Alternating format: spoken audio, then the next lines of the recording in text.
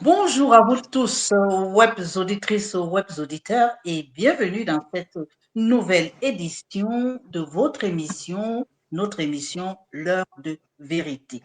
Alors, l'heure de vérité, il s'agit donc de cette nouvelle édition qui nous amène donc à parcourir, à se pencher sur des sujets brûlants de l'actualité camerounaise, notamment la non-publication de la liste électorale par l'ECAM, les soupçons de manœuvres électorales irrégulières, ainsi que la récente polémique suscitée par les propos de M. Elimbi Lobé. L'heure de vérité, aujourd'hui, pour nous accompagner dans ces analyses et réflexions, nous avons le plaisir d'accueillir un panel de grande qualité. Nous avons donc sur ce plateau maître le professeur Boni, qui est membre de la société civile et fidèle intervenant de notre chaîne, toujours disponible pour éclairer nos débats. Bonjour, professeur.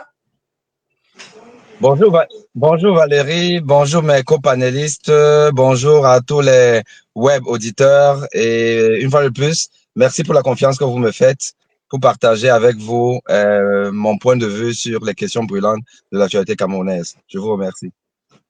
Voilà, à ses côtés, donc, cet après-midi, nous aurons Maître Augustin Gueffac, qui revient pour la seconde fois sur ce plateau, après une première intervention écourtée pour des raisons de connexion. Nous espérons pouvoir aujourd'hui aller au bout de cette émission avec vous. Bienvenue sur ce plateau, Maître Augustin Gueffac. Anne-Valérie, j'ai pris toutes les dispositions pour être prêt, même si c'est Néo qui coupe, j'ai mes batteries. Je suis en poste et nous irons jusqu'à la fin. D'accord. Merci de nous rassurer, Maître Augustin. Et avec, à côté du professeur Boni et de Maître Augustin Gueffac, du côté du Gabon, nous avons Monsieur Jean-Clovis Barra, le représentant régional du FCC depuis le Gabon.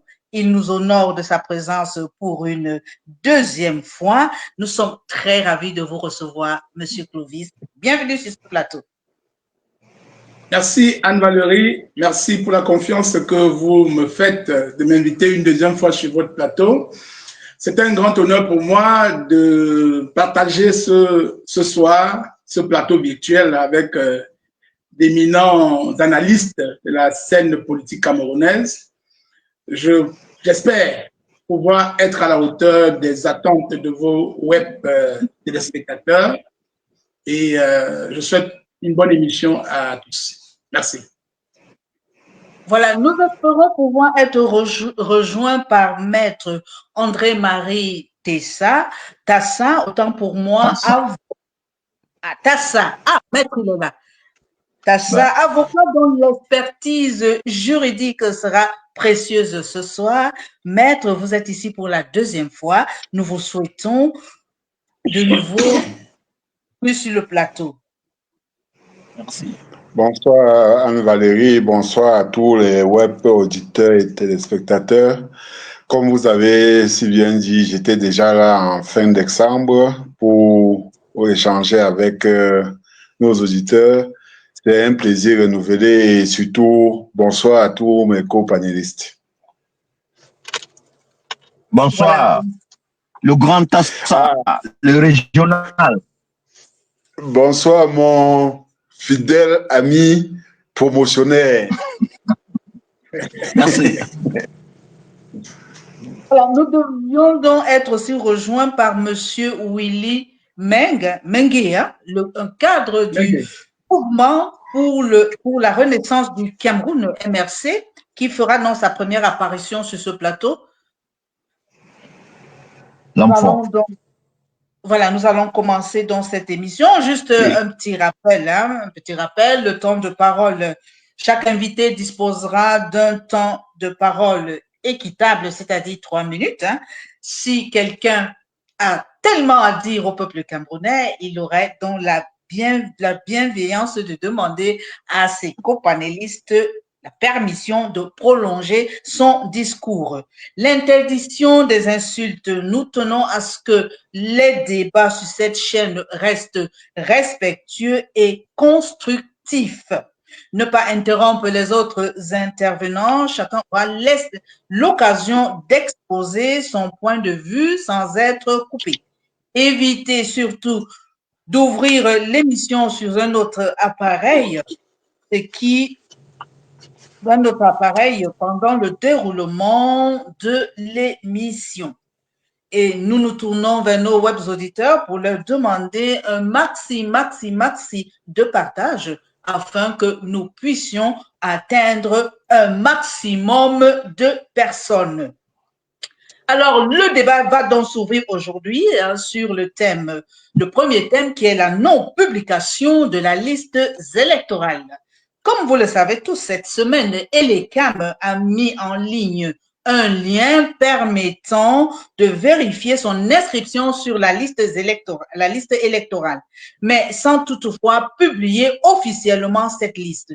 Cette situation alimente les doutes et des questionnements au sein de l'opinion publique.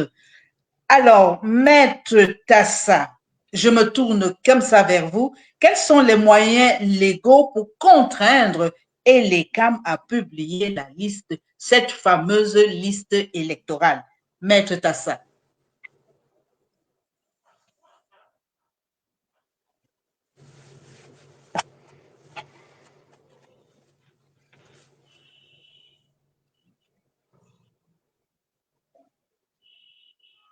Maître Tassa, vous avez la parole. Oui, voilà, je voulais dire, je commence d'abord par la lecture des dispositions de l'article 80 du Code électoral, qui dit ceci: à l'issue des opérations de révision et au vu des documents et données communiqués par les démembrements régionaux d'Élections Cameroun, le directeur général des élections établit et rend public la liste électorale nationale au plus tard le 30 décembre. Voilà. Depuis le 30 décembre, on a attendu vainement que la liste soit publiée. Des recours ont été intentés, notamment la saisine du Conseil constitutionnel. Et le Conseil constitutionnel nous a dit que qu'elle était incompétente, que ce Conseil était incompétent. Nous serons retournés à la Cour d'appel, toujours rien, mais il faut aussi signaler que nous avons écrit au directeur d'Élections Cameroun pour que cette disposition, cette injonction de la loi soit appliquée, et toujours rien. Donc, quand vous demandez quels sont les recours, les recours sont déjà quasi épuisés, et ce que nous avons reçu, nous avons vu dans les réseaux ces derniers jours des correspondances de président du conseil électoral adressé au président national du Mouvement pour la Renaissance du Cameroun, qui semblait nous dire qu'ils avaient quelques soucis pour cette publication. Nous voulons espérer que nos efforts pour obtenir cette publication sera couronné par un résultat satisfaisant. Donc, toujours est-il que tout ce qui était faisable, nous l'avons fait jusqu'à présent, et nous voulons garder l'espoir que on ne sera pas déçu. Oh, voilà, nous voulons garder l'espoir, hein, l'espoir reste toujours là. Je me tourne vers le professeur Bonnet. Professeur Bonnet, quelles actions la société civile pourrait-elle mener pour exiger cette publication? Alors, pour comprendre les actions que la société civile pourrait mener, il faut comprendre la détermination du camp d'en face, c'est-à-dire le pouvoir, à conserver ce pouvoir par tous les moyens, à tous les prix. Et pour cela, il faut qu'on fasse un peu l'historique de des événements qui ont émaillé justement la conservation du pouvoir par M. Paul Biya, qui a pris le pouvoir en 82, on le sait un peu par hasard, voilà, qui a goûté au pouvoir et qui a même d'ailleurs failli trépasser par un coup d'État de 84 et il en est sorti sain et sauf. Dieu merci pour lui. Et il a pris goût à ce pouvoir. Est arrivé la période du multipartisme qu'il ne voulait pas, mais fort des pressions étrangères, notamment de François Mitterrand. Enfin, François Mitterrand, on sait que lui-même, François Mitterrand, c'était pas le plus vertueux des démocrates, mais la vague qui a mis fin à l'hégémonie du bloc soviétique avec la chute du mur de Berlin et puis donc la volonté d'émancipation des peuples a fait que Paul Biya a été contraint et forcé à ouvrir le jeu démocratique au Cameroun. Évidemment, avec l'espoir quand même que il va conserver ce pouvoir. Il a failli perdre le pouvoir en 92. On le sait très bien. D'ailleurs, il a perdu, mais il a conservé par des voies plutôt malicieuses. Et donc, il a dit, je pense que tout le monde se souvient de l'interview de M. Albert Nzonga, qui a dit que Paul Biya avait donné une consigne. Plus jamais ça. Vous ne me reprendrez plus avec ça. Ça veut dire qu'en fait, le monsieur avait décidé depuis la nuit des temps qu'il va mourir au pouvoir. Mais, chemin faisant, il fallait trouver des moyens, de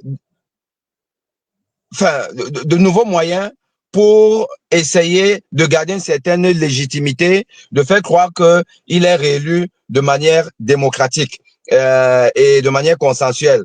Et donc, il y a eu, heureusement pour lui, des désistements, des partis qui n'ont pas participé à l'élection présidentielle, par exemple en 2000, je pense que c'était en 2011.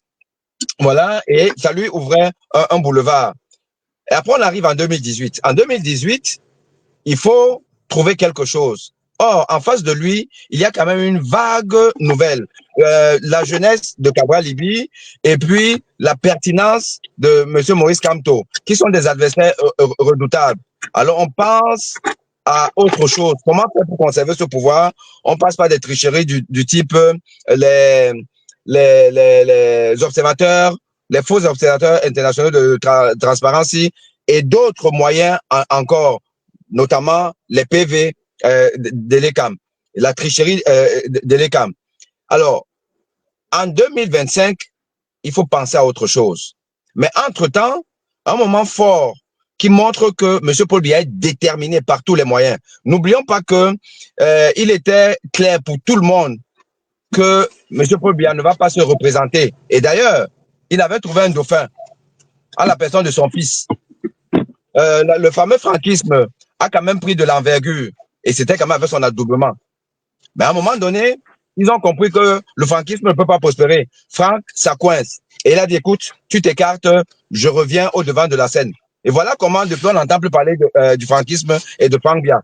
Mais on n'entend plus parler de lui. Pourquoi? Parce que le père a estimé que il ne peut pas quitter le pouvoir. Du moins, il ne peut pas le perdre complètement. Mais comme il ne peut pas le conserver à travers son fils, il faut qu'il revienne au devant de la scène. Et il est là. Et vous, donc, vous imaginez que Paul Biya, avec tous les discours qu'il nous tient depuis, là, notamment à la fête de la jeunesse, c'est pour nous annoncer qu'il est candidat. Vous imaginez M. Paul Biya, 43 ans de pouvoir, en train d'aller compétir avec ses gamins, ses enfants. Lui qui a toujours été considéré comme le Dieu des dieux, le créateur du ciel et de la terre, le créateur de ces créatures. En train d'aller en compétition et perdre, non, ce n'est pas possible. Donc, je voudrais simplement qu'on intègre une chose, que les hommes politiques l'intègrent aussi, que cette élection où M. Paul Biya va être candidat, il ne peut pas perdre l'élection officiellement. C'est simplement impossible. Alors pour ce faire, il faut quand même, parce qu'aujourd'hui la jeunesse est bouillante, l'opposition est déterminée, la conjoncture nationale et internationale veut que ça ne peut pas passer aussi facilement que ça. Donc il faut commencer à tricher avant l'élection. Donc c'est-à-dire que cette fois-ci, ils anticipent. Il y a déjà avant même la déclaration du corps, enfin, la publication du code électoral, il faut pouvoir commencer à tricher. Et ça a commencé par justement la liste nationale. Cette liste électorale nationale-là est la clé de voûte du passage en force de M. Paul Biya. Si nous avons intégré ça, nous avons compris qu'il n'y aura jamais de liste publiée. Ça, je peux vous assurer qu'il n'y en aura pas. Donc, nous devons nous préparer à avoir au minimum, une élection sans liste électorale publiée. Et en plus, il a la chance que l'opposition est défaitiste. L'opposition ne prend pas sa responsabilité. Il n'y a que le MRC et peut-être une ou deux personnes qui essayent de vouloir contraindre le parti au pouvoir à s'obliger à respecter l'article 80. Mais c'est trop peu pour un régime qui est habitué justement au ralliement d'une certaine opposition. Alors, la société civile, qu'est-ce qu'elle doit faire? La société civile, comme je vous l'ai déjà dit, doit s'apprêter à aller vers un contentieux qui ira au-delà de l'urne, mais qui va se jouer dans la rue. Je le dis et je le répète, Paul Biya ne partira que si le peuple se soulève, si le peuple est déterminé. Le peuple est en train de louper un rendez-vous plutôt idoine, celui de sortir et dire que monsieur, respectez l'article 80. Le peuple ne le fait pas. Est-ce que le peuple va le faire après avoir voté? Ça, c'est tout l'enjeu. Et c'est là où j'avoue que je n'ai pas de réponse, mais j'ose croire que nous allons mobiliser tous les leviers de conscientisation de ce peuple pour qu'à un moment donné, que le peuple se réalise que c'est lui qui est en fait le vrai arbitre et non le Conseil constitutionnel. Voilà, merci professeur Boni pour cette première intervention. Je me tourne vers monsieur Clovis Barra, le régional FCC du Gabon. Vous avez entendu le professeur, hein?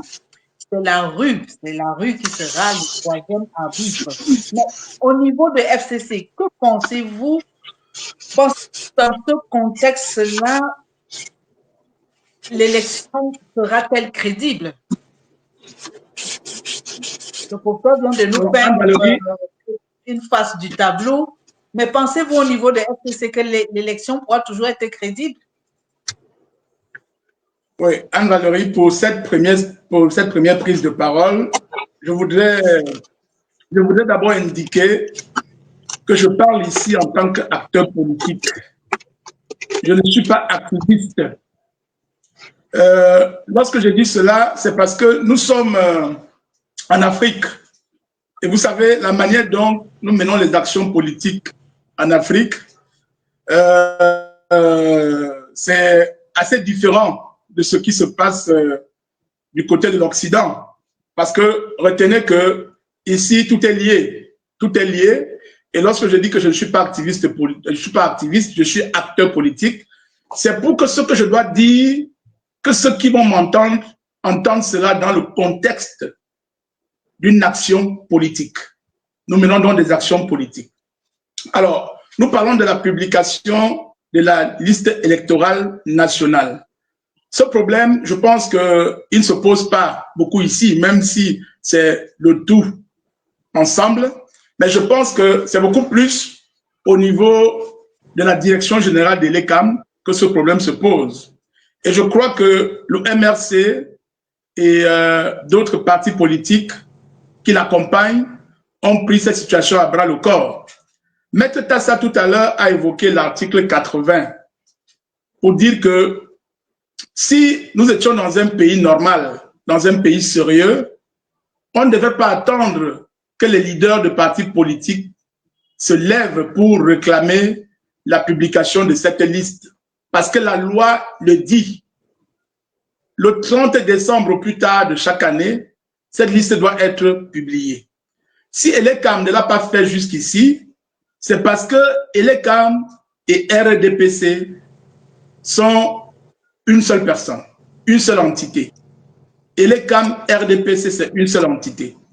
Est-ce que Elecam peut permettre que, à travers elle, le RDPC puisse chuter, puisse tomber? Elecam ne le fera pas.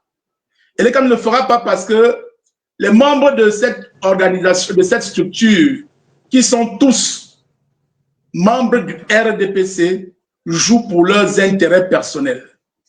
Donc, ce que le MRC a fait jusqu'ici, intenter des actions au niveau de la Cour constitutionnelle pour se retrouver à la Cour d'appel, ce sont des actions louables.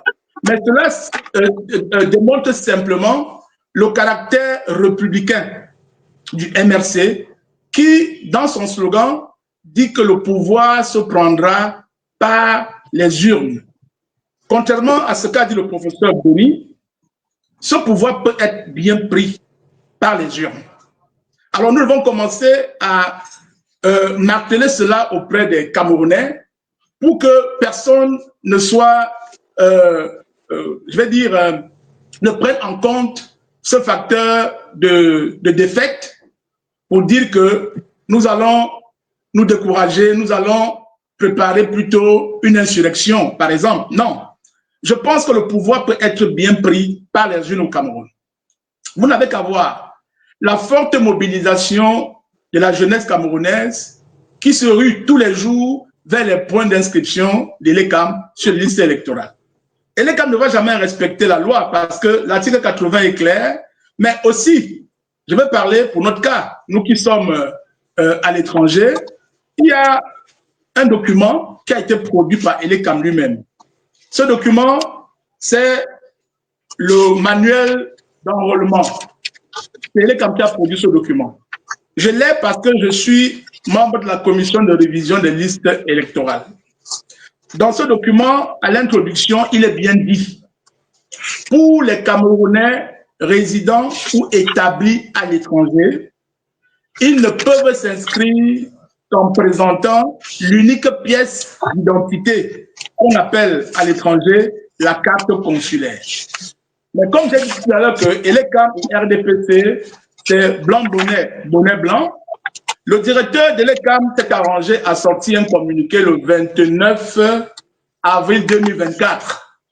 Donc, 4 mois après la date d'ouverture des inscriptions sur les listes électorales. 4 mois après. Dans ce communiqué, il a ajouté sciemment de nouvelles pièces qui font blocage au niveau de la diaspora pour de nombreux Camerounais qui malheureusement ne sont pas tous en situation régulière dans les pays où ils résident pour pouvoir s'inscrire sur les listes électorales. De façon sibylline, on nous a donc imposé, en dehors de la carte consulaire, qui est légale, qui est inscrite dans le code électoral, on a ajouté la carte de séjour, on a ajouté le passeport en cours de validité. Quand vous voyez tous ces éléments, c'est pour vous démontrer que l'ECAM est dans une logique qui est celle de défendre son cousin RDPC pour faire en sorte que ce parti ne puisse pas lâcher le pouvoir. Donc, pour s'inscrire au niveau de la diaspora, vous n'avez plus seulement besoin de ce que la loi exige, à savoir la carte consulaire, mais vous avez l'obligation d'aller vous faire établir une carte de séjour. Ou alors, pour des Camerounais qui sont nés, par exemple, au Gabon, qui n'ont jamais voyagé et qui ont atteint la majorité électorale, ils doivent absolument avoir un passeport. On vous demande donc de présenter concomitamment la carte consulaire, la carte de séjour et le passeport, tous en cours de validité. Cela est contraire à la loi électorale. Cela est contraire au code électoral. Mais c'est une stratégie que l'ECAM, conseillé par le RDPC, a mise sur pied pour empêcher à la grande majorité des Camerounais de s'inscrire. Donc, pour conclure sur cette première phase de prise de parole, je dois dire que ce qu'il y a à faire, ce n'est pas de penser à une mobilisation pour la rue en ce moment, parce que l'article 80, même s'il n'est pas respecté, il n'empêche pas aux Camerounais de continuer à se mobiliser pour les inscriptions sur les listes électorales. Car nombreux nous serons, nombreux le jour de l'élection, nous serons capables de faire le contrepoids. Donc, nous sommes dans la logique du MRC qui dit la prise du pouvoir par les urnes. Nous sommes dans la logique du FCC qui soutient le professeur Maurice Kamto et disons tous les Camerounais qui ont atteint l'âge d'être inscrits sur la liste électorale doivent le faire pour que nous soyons très très nombreux au mois d'octobre pour voter, pour surveiller et pour protéger nos votes. Voilà ce que je peux dire pour l'instant, Anne-Valérie. Voilà, merci à vous, Monsieur Clovis, pour cette première intervention. Je me tourne vers vous, Maître Ngefak. Quelle autre marge de manœuvre existe pour contraindre les CAM à publier cette fameuse liste électorale? Anne-Valérie, je suis très content pour ce sujet et je comprends très bien la peur du professeur Boni, c'est un marxiste-léniniste, c'est un monsieur de la praxis. Il n'aime pas trop réfléchir, il aime aller droit au but. Mais je vais lui dire ceci, la maxime changement par les urnes et dans la paix, elle sera effective et elle est effective au Cameroun. Nous sommes ici parce que nous croyons au grand principe suivant lequel c'est 50 petites choses qui font la différence.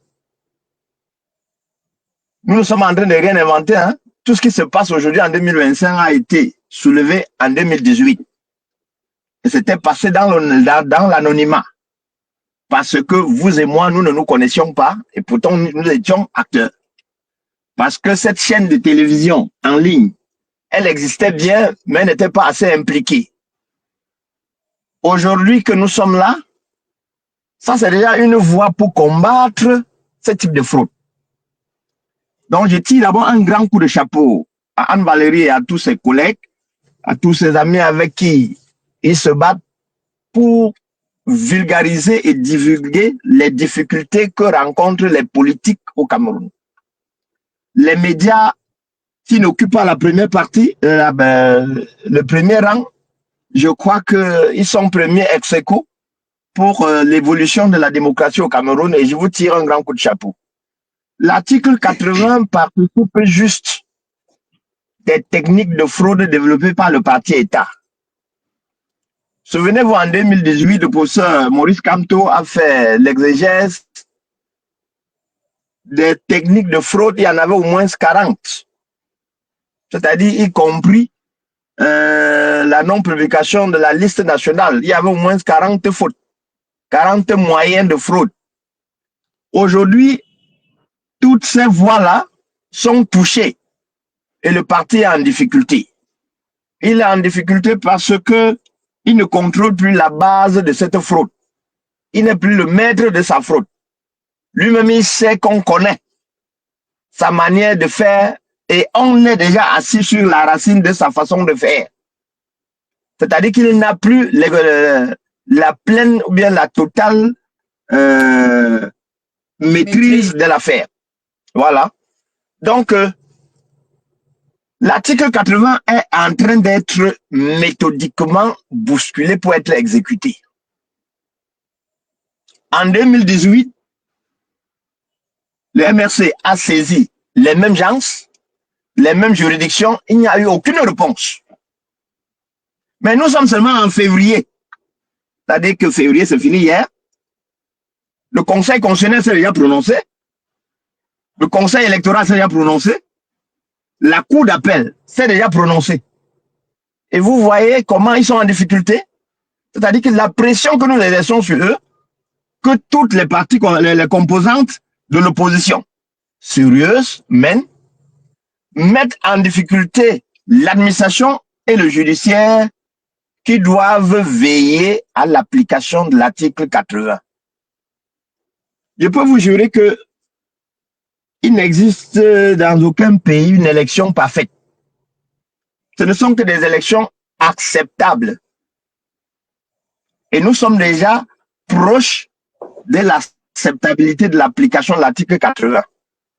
Quand il met déjà en ligne le lien pour nous permettre d'accéder à la liste nationale, c'est déjà quelque chose. C'est déjà quelque chose. Nous avons engagé cette émission aussi parce qu'il faut les bousculer pour qu'ils mettent la liste dans ce lien. Ça va prendre le petit temps, mais ils vont mettre. Quand ils vont mettre cette liste, ils vont toujours créer des fautes. Nous allons les bousculer pour leur démontrer que il nous faut surveiller prima facie les erreurs, les omissions ou les doublons. Ce n'est pas à travers un seul code. Et puis les spécialistes en informatique travaillent dessus. Quand ils vont mettre, vous allez inviter ici les spécialistes de cette technique de communication, ils vont nous dire comment mettre la pression sur eux pour que ce soit available, pour que ce soit à la portée de tout le monde. Donc, en attendant, les procédures ne sont pas achevées parce que la somme, nous sommes en train de réfléchir. À l'heure actuelle, nous sommes en train de concevoir les voies de recours pour amener les juridictions compétentes à nous dire que finalement, le Conseil électoral ne publie pas. La Cour d'appel, elle ne fait rien. Le Conseil constitutionnel ne fait rien.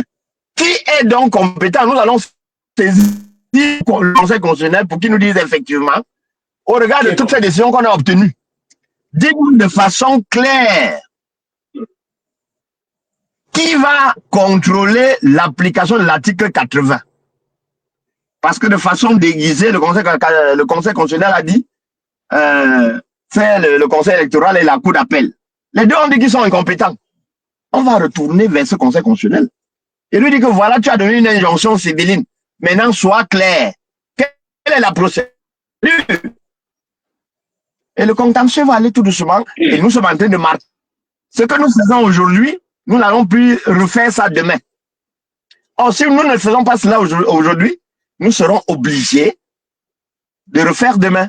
Donc, nous sommes en train de gagner petit à petit le terrain. Et entre-temps, ça se bouge partout. Vous voyez, chaque jour qui passe dans les journaux ou dans les médias, on dit voilà comment le gouvernement est en train de vouloir frauder. Le peuple est derrière. Voilà comment le gouvernement fraude. Le peuple est derrière. Voilà comment... Finalement, ils ne savent plus sur quel pied se tenir. Et nous ne sommes pas dupes. Il va rester une seule formule. Chacun a sa carte en main. Il va voter et il contrôle. Le vol ne peut pas s'y installer. Ça, c'est des solutions qui ont été données il y a longtemps par le professeur Père son âme, Joseph Ouna, le chantre même, qui a dit pour contourner, il faut aller aux élections et voter et surveiller en rang. C'est-à-dire lui-même, il a dit, c'est eux qui ont construit les textes flous. Mais il dit pour surveiller ces textes flous, la seule voie, c'est d'aller aux élections en rang serré. Vous allez aux élections en rang serré, vous votez, vous surveillez. Mais si vous votez, vous partez dormir. C'est un champ ouvert pour la fraude. C'est ce que le parti État attend. Le parti État n'attend que la petite virgule, le petit sommeil. Et c'est où j'ai dit très souvent, il faut se souvenir de ce qu'on dit souvent à l'église, il faut veiller. Celui qui dort, sa chance passe. Nous devons veiller, professeur. Voilà le problème. Voilà, merci pour cette première intervention, Maître Gefak. Alors, nous allons aborder la deuxième thématique de ce débat d'aujourd'hui.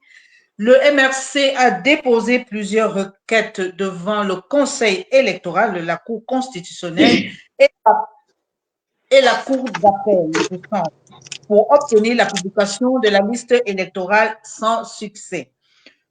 Dans ce même temps, des informations circulent sur une présumée collusion entre le RDPC, la DGFN et l'ECA. Délivrer des cartes d'identité à des étrangers et de les inscrire sur les listes électorales. Alors, Maître Augustin Gefak, je reviens vers vous. Pensez-vous que cette manœuvre pourrait expliquer la réticence de l'ECAM à publier la liste électorale. Maître Ngefat?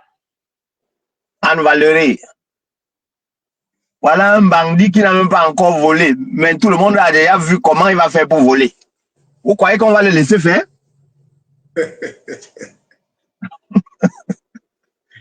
Je vous ai dit que c'est 50 petites choses qui feront la différence.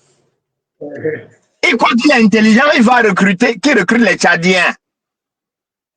Celui qui vous a dit que voilà comment ils ont de faire, c'est parce qu'il a la liste de quelques-uns. Si vous avez 10, moi j'ai 2, nous sommes déjà ici peut-être 5. Si chacun de nous a 10 étrangers, on révèle ça, ils vont reculer. Et quand nous tempêtons, chaque bureau de vote, comme on dit souvent, chacun doit...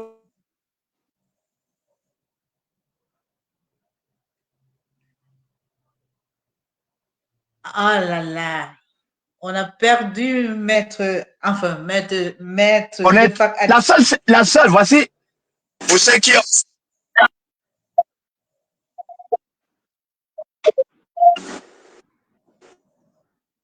Maître, on ne vous entend plus. Maître Ngefat?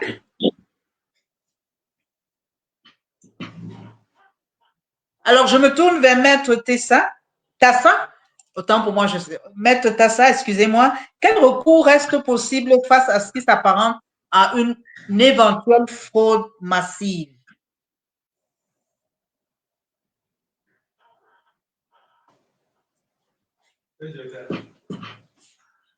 Vous m'avez entendu, Maître Tassa? Très bien, très bien. Je dis que nous sommes convaincus que le RDPC veut absolument utiliser la fraude pour passer en force.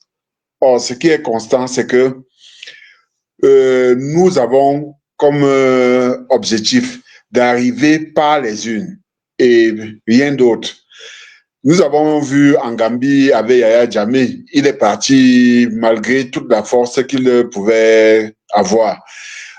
En ce moment, tout le monde sait que le RDPC est devenu minoritaire, très très minoritaire. Ils vont vous dire qu'ils sont partout.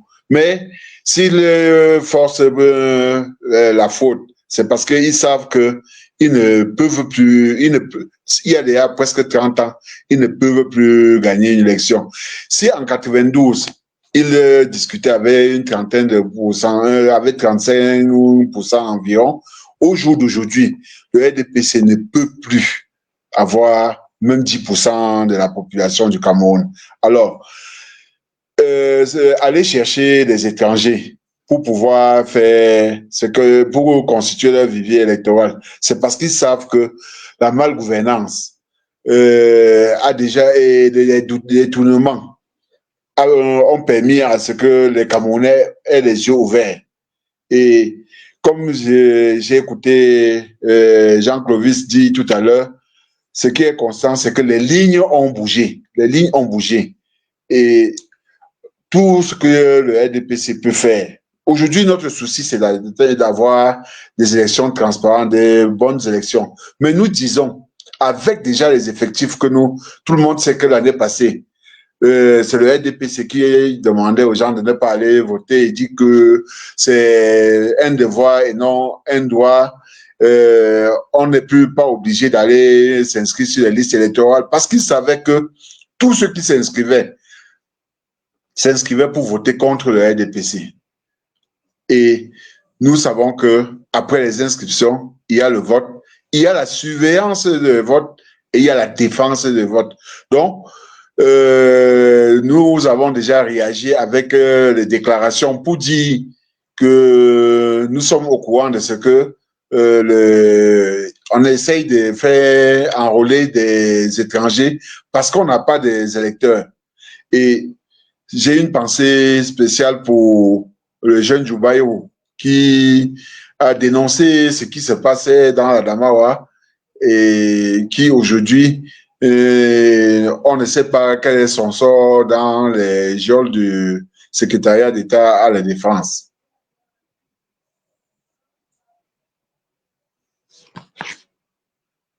Ok. Je suis là. Je vais me... Je reviens. Ok. Terminez votre propos, maître. Oui. Terminez. Rafraîchissez-moi la mémoire avec la question. Reprenons la question. Alors, la question était de savoir, que pensez-vous que cette manœuvre pensez-vous que cette manœuvre explique la réticence de l'ECAM à publier la liste électorale? Oui, j'ai dit que je reprends. Je continue en disant que aucune technique de fraude n'est au-dessus du contrôle, ne peut échapper au contrôle du souverain qui est le peuple. Quelle qu'en soit la fraude développée par le RDPC, elle sera démasquée par le peuple qui est le souverain. La seule pensée du RDP sera découverte, elle sera exposée, elle sera décriée. Voilà un exemple tel que vous venez de dire, l'allocation des étrangers. Que ceux qui hésitent, que ceux qui ont peur n'aient plus peur, parce que le peuple est au contrôle. Toutes les pistes de fraude, j'insiste, toutes les pistes de fraude seront dénoncées, seront traitées d'égale valeur et les élections sérieuses vont se passer dans ce pays en octobre 2025. Croyez-moi, personne ne va fuir et ce sera transparent. Les résultats, ils ne vont pas prendre le temps jadis. Malheureusement pour eux, ils ne peuvent pas modifier la loi parce que la même loi nous permet maintenant d'avoir les élections aussi le plus tôt possible. L'article 113 est clair. Au soir, à minuit, le jour des élections, Anne-Valérie, vous et moi, on va s'appeler Eri. Ce ne sera plus seul au pouvoir parce que nous tous, nous aurons entre les mains les résultats des élections au-dessus de toutes les fraudes. Les résultats authentiques des élections au-dessus de toutes les fraudes. Parce que les mêmes auteurs de ces fraudes-là vont nous donner le secret. Croyez-moi. Même Gofar, vous avez l'air très sûr. Comment est-ce que vous pouvez rassurer le Camerounais lambda par rapport à ce que vous dites? Vous dites que le peuple est souverain, il sera au contrôle. Vous êtes sûr que au soir de l'élection, là, ça va se passer comme ça? Donc, vous n'êtes pas très d'accord avec ce que le professeur Boni dit?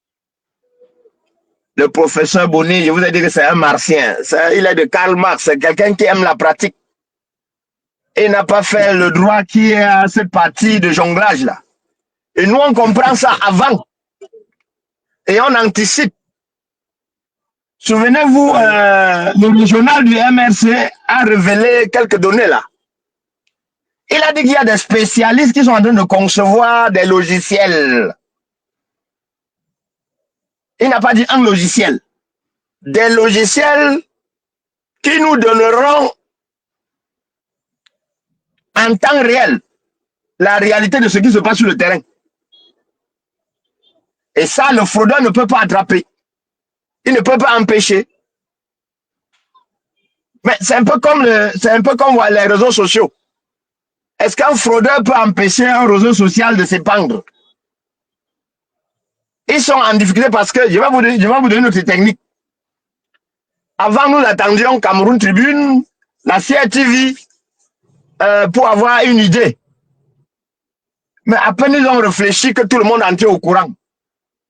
Voilà la vraie porte de la fraude partie. Quand les gars contrôlent le logiciel, ça veut dire que si on place dans tous les bureaux, et vous avez suivi la conférence du professeur Kanto, il dit que tous les bureaux de vote seront couverts. C'est pourquoi il a demandé 6 milliards et demi. S'il y a seulement 2 personnes dans chaque bureau de vote qui sont pour l'opposition et qui disent la vérité, c'est terminé. C'est terminé.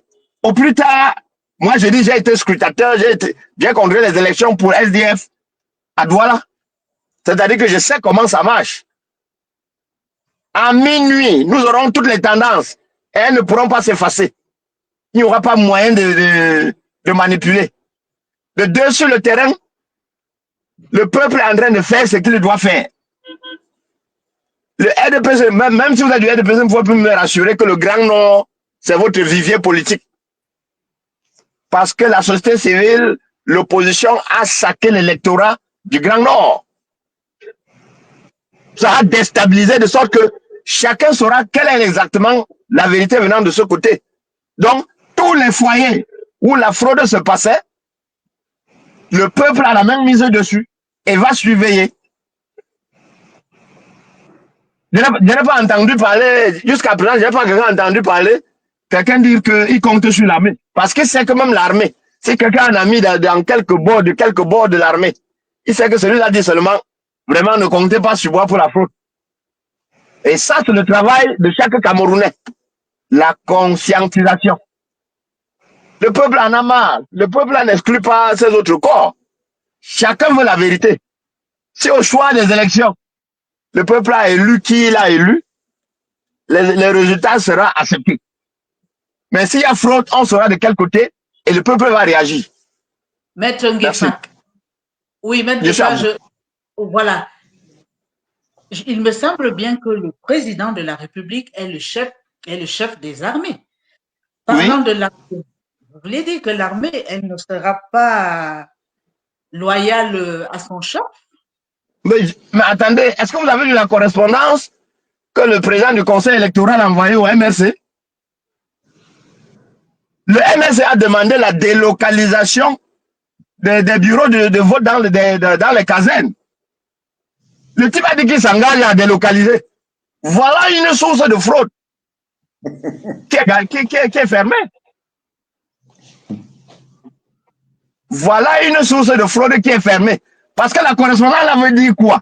Vous voyez que le MRC, on ne fait pas de bruit là. Ils ne font pas de bruit. S'il y a, avec cette correspondance, si on démontre que au jour de vote, dans telle caserne, il y avait un bureau, on brandit seulement au conseil électoral la correspondance. Comme vous avez pris l'engagement de délocaliser, mais voilà tel bureau de vote. Tous les résultats qui sont obtenus de là seront nuls.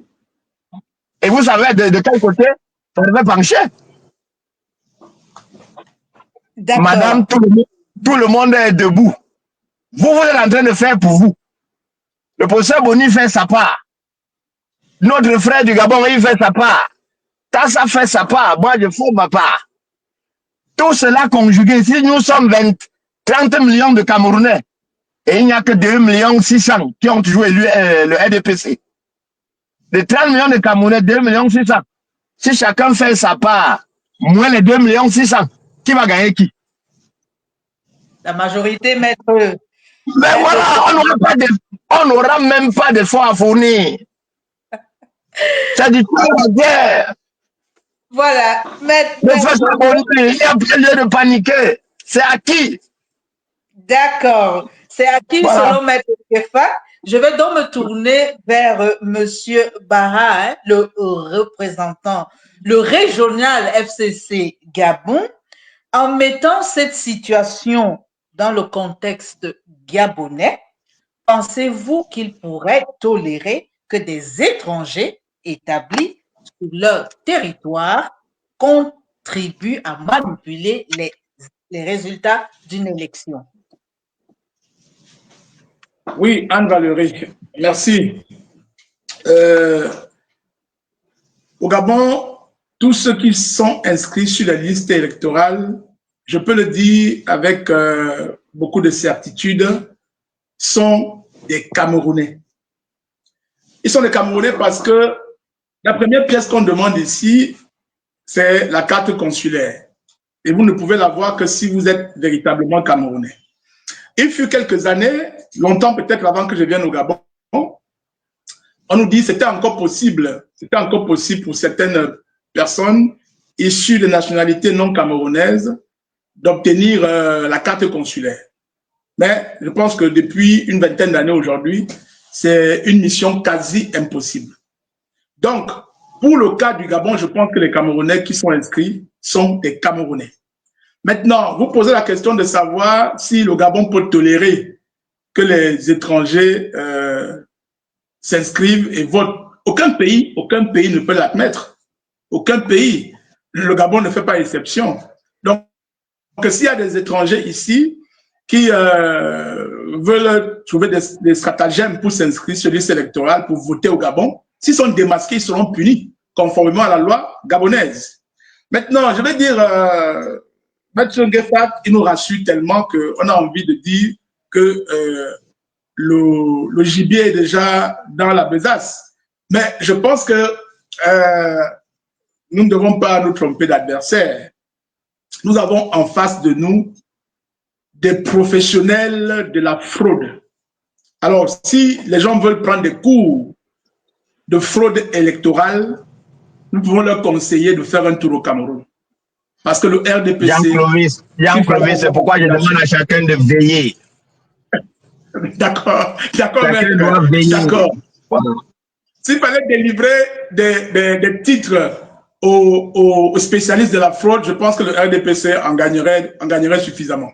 Alors, mais nous allons dire simplement que nous avons face à nous un adversaire que nous connaissons déjà. Nous connaissons déjà ses méthodes.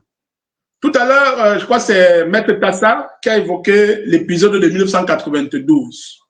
En 1992, le RDPC qui s'était battu contre le multipartisme et l'instauration de la démocratie au Cameroun, s'était vu surprendre par l'élection présidentielle de 92. Et je pense qu'au sortir de cette élection, ils ont juré que plus jamais, ils ne se laisseront prendre. Et les élections qui ont suivi nous ont démontré qu'ils ont, au fil du temps, développé beaucoup de mécanismes, beaucoup de stratégies pour conserver le pouvoir sans en avoir gagné les élections. Et l'épisode de 2018 devait être semblable à celle de 1992. Là encore, nous avons vu que le RDPC est resté déterminé à dire, coûte que vaille, nous allons garder le pouvoir. Et ils ont gardé le pouvoir pour 7 ans. C'est 7 années qui sont passées dans la stricte, comment on va dire ça, sans résultat probant. Parce qu'on ne peut pas à ce jour demander au RDPC, dirigé par le président de la République, Paul Biya, qu'est-ce qu'il a fait en 7 ans? Il n'y a pas de résultat, c'est néant. Maintenant, il se prépare pour une autre élection de 2025. Et la méthode consiste à utiliser d'autres stratagèmes qui vont permettre, une fois de plus, de garder le pouvoir. Seulement, on dit honte à celui qui me trompe ou me vole une fois. Mais s'il parvient à me voler ou à me tromper 2 fois, honte à moi. Le RDPC nous a appris que pour le battre aux élections, il faut développer des stratégies de vote massif, de contrôle tous azimuts et de bagarre même s'il le faut, pour ne pas laisser que les voix aillent, que les voix qui ont été exprimées pour l'opposition aillent au RDPC. Je vais vous raconter une histoire qui s'est passée au Gabon en 2018. En 2018, nous votons ici à l'ambassade et à 18 h, on a bouclé les opérations. Il faut maintenant passer au dépouillement. N'eût été la détermination des Camerounais, tous bords confondus, hormis le RDPC, qui ont décidé de rester à l'ambassade, même si ça devait faire 2 jours, on nous aurait volé la victoire ici. Mais qu'est-ce que nous avons fait? Nous sommes restés à l'ambassade de 18 h à 9 h le lendemain, donc le lundi. On a voté un dimanche. Nous avons passé toute la nuit à nous battre pour qu'on ne nous arrache pas les urnes, pour les amener à un autre endroit qui n'était pas indiqué. Nous avons tenu à ce que le dépouillement se fasse sur place et devant tous ceux qui étaient dans l'enceinte de l'ambassade. Ce fut un bon moment et Dieu merci, le lendemain, quand on a dépouillé, le professeur Maurice Kamto a battu à plate couture le président Paul Biya. C'était un événement. Je pense que l'histoire peut se répéter. Elle doit même se répéter. Elle doit se répéter parce que, après avoir vu tout cela, ELECAM et le RDPC s'est dit, la diaspora est en majorité acquise à la cause de l'opposition. Quand je dis l'opposition ici, c'est particulièrement à la cause du MRC. Alors, comment on fait pour empêcher cette diaspora d'aller massivement au vote? Il faut mettre sur pied des mécanismes qui vont réduire le nombre d'inscrits sur les listes électorales. Si nous prenons le cas du Gabon, on vous exige la carte de séjour. Pour avoir une carte de séjour ici, ça demande une certaine somme. Et ce n'est pas au premier venu. Il faut un passeport. Le passeport, si vous êtes au Gabon, vous voulez faire un passeport camerounais, c'est 160 000. Ce n'est pas tous les Camerounais ici qui sont capables de débourser 160 000 pour avoir un passeport. La carte consulaire même, qui était à 5 000, on nous a dit que c'est la loi des finances, est passée aujourd'hui à 20 000. Ça veut dire que chaque jour qui passe, on développe des méthodes pour empêcher au plus grand nombre de s'inscrire. Mais qu'à cela ne tienne, nous travaillons, nous essayons de sensibiliser, de mobiliser le plus grand nombre de toujours aller s'inscrire, malgré cette nouvelle condition imposée par le directeur général de l'ECAM, pas par le code électoral, parce que le code électoral est clair. On ne demande aux gens de s'inscrire à la diaspora que sous la présentation d'une seule pièce qui est la carte consulaire. Donc les Camerounais sont en train, au niveau du Gabon, de se mobiliser. Ils vont payer les cartes de séjour, ils vont faire leur passeport pour être à jour et ils s'arrangent à payer les 20 000 francs de carte consulaire. Donc nous le faisons pour qu'au jour J, qu'on ne nous dise pas que au Gabon, nous n'avons pas fait notre part. Alors, je vais revenir un peu sur le mariage incestueux qu'il y a entre le RDPC et l'ECAM. Et l'ECAM ne peut céder à toutes les revendications qui sont formulées, particulièrement par le MRC, parce que j'ai l'impression que ça ne concerne que le MRC et les partis alliés de l'APC, car les autres partis ne se gênent pas, nous constatons.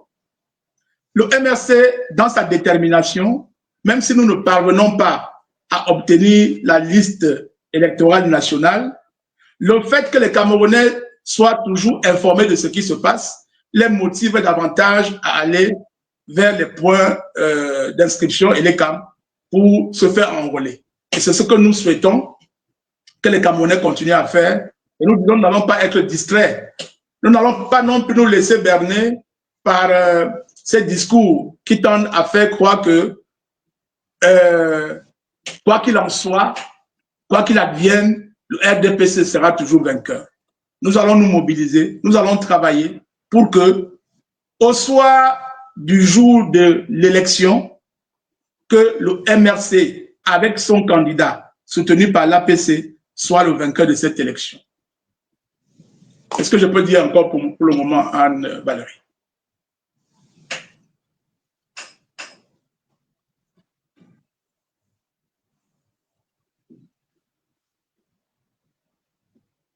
Micro. Ah, désolé. Je me tourne, merci pour cette intervention, Monsieur Jean Clovis, et je me tourne vers vous, professeur Boni. Certains observateurs estiment que ce combat est une perte de temps. Comme le pense le professeur Niamsi, quelle est votre lecture de cette position et quelles alternatives propose-t-il? Alors, je veux d'abord rassurer nos web auditeurs, l'opinion publique nationale et internationale. Et je veux rassurer mes copanélistes que moi, je suis foncièrement un démocrate. Je suis quelqu'un qui prône le respect des institutions, le respect du code électoral et le respect du processus électoral.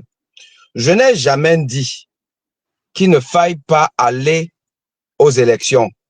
Je n'ai jamais demandé qu'il ne faille pas sensibiliser les gens à aller s'inscrire aux listes électorales. D'ailleurs, j'ai envie de vous dire que je fais partie des gens de la diaspora qui ont demandé qu'on cesse d'aider nos familles au Cameroun si quelqu'un ne te prouve pas qu'il a une carte électorale. Et j'ai déjà eu à refuser de financer ci et là à des gens au Cameroun quand je dis est-ce que tu as la carte électorale? Non, allez, dossier classé, même dans ma famille. Donc, je considère que l'élection, le vote, a un processus normal dans le chemin vers ma troisième république. Il faut aller voter et il faut sécuriser le vote parce que c'est ce geste-là, citoyen, qui va d'ailleurs nous donner le crédit, la légitimité d'aller donc défendre le vote. Or, je dis encore que, comme malheureusement, le vote devrait être défendu, ben, les Américains n'ont pas besoin de défendre le vote. Les Français, quand ils votent, ils n'ont pas besoin d'aller défendre le vote. Voilà, parce que c'est automatique. Mais malheureusement, au Cameroun, ce sera le cas. D'ailleurs, qu'est-ce qui confirme ça? Et qu'est-ce qui me conforte dans ma position? Depuis que nous sommes là, Mengefak, Metassa, Jean Clovis, mais vous m'avez déjà listé au moins 20 astuces de tricherie de M. Paul Biya. Au moins 20. Là, en quelques minutes. Au moins 20. Et vous-même, vous avez dit qu'il y en a peut-être 50. Mais Paul Biya, excusez-moi du terme, c'est un bandit. C'est un bandit parce que un fraudeur d'élection est un bandit. Quelqu'un qui a demandé à Dipanda Mwele de dire que, dis donc, c'est moi. Dis que c'est moi. Alors que ce n'était pas lui, c'était Fondi. Mais c'est un bandit. Vous ne pouvez donc pas avoir l'optimisme, je veux dire, naïf de Maître Ngefak, qui est d'ailleurs contagieux. J'ai envie de te croire, mon cher frère. J'ai envie de croire que vraiment c'est fait, c'est balisé. J'ai même envie d'acheter mon billet d'avion pour rentrer au Cameroun. Parce que tu sais que si j'arrive là maintenant, c'est les barbouzes qui vont me prendre. Voilà. J'ai même envie d'acheter ça. Et donc, tu risques même d'être comment on appelle ça, le responsable de ma zogotisation. Parce que je peux prendre le billet là, je dis que j'arrive, parce que c'est fait. Alors que c'est loin d'être fait. Et moi, je ne suis pas simplement marxiste, comme Maître Ngefak a dit, je suis un marxiste médecin. Je suis un médecin. Et nous, en médecine, on sait une chose, c'est que les mêmes causes entraînent la même maladie et les mêmes conséquences. Or, je dis encore que vous m'avez déjà listé 20 poches de fraude. Paul Biya ne sait faire que ça. Paul Biya ne sait rien faire d'autre que tricher, tricher et tricher. Et il va tricher. Et c'est une chose, c'est que, in fine, quand vous allez donc réussir à dénoncer encore, vous savez, au Cameroun, hein, qu'est-ce qu'on n'a pas déjà dénoncé? Et après, on nous dit que, bon, commission d'enquête de ceci, machin, truc, ça n'a jamais rien prospéré. Maître Ngefak, vous avez le collectif SWAP. Combien de requêtes vous avez déjà engagées au Cameroun depuis au moins 2018? Quelle est la requête qui a prospéré? Aucune, ou presque aucune. Soyons pragmatiques.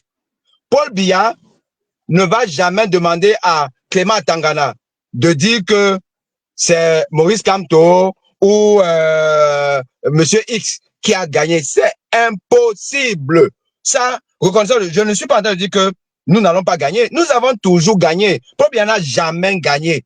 Donc, tout ce que tu es en train de m'expliquer, tu es juste en train de me dire que, en fait, le peuple camerounais ne peut pas voter pour Biya. Ça, on le sait depuis toujours.